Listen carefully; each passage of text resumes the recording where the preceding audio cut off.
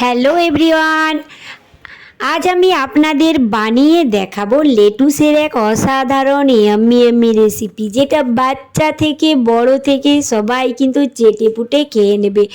এক অসাধারণ yummy recipe lettuce পাতার। তো হে গাইস, আমি এসেছি আশার কিচেন থেকে। আজ আমি আপনাদের বানিয়ে দেখাবো লেটুসের এক অসাধারণ রেসিপি, যেটা হেলদি অ্যান্ড টেস্টি, আমাদের সবার জন্য খুবই ভালো শরীরে। তো লেটুসটাকে ভালোভাবে ছোট ছোট টুকরো করে কেটে নিয়েছি, তার আগে ভালোভাবে ধুয়ে নিয়েছিলাম।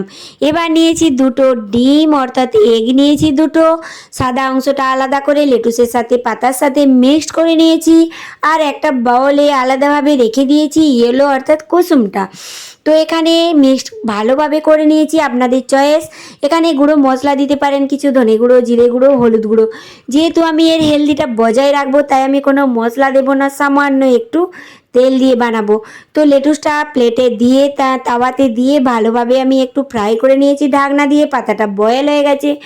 এবার আমি ইয়েলোটা দিয়েছি, তারপরে লেটুসের ওই পাতার সাথে সাদা অংশ যেটা ফ্রাই করে ফোল্ড করে রেখেছিলাম ওটা দিয়ে দিয়েছি।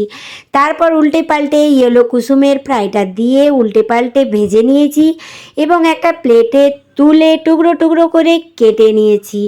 এবার ওপর থেকে আপনারা sauce, chilli sauce, tomato sauce, soya sauce সব কিছু মিক্সড করে একটা জলের মতো পাতলা আবরণ তৈরি করে নিতে পারেন।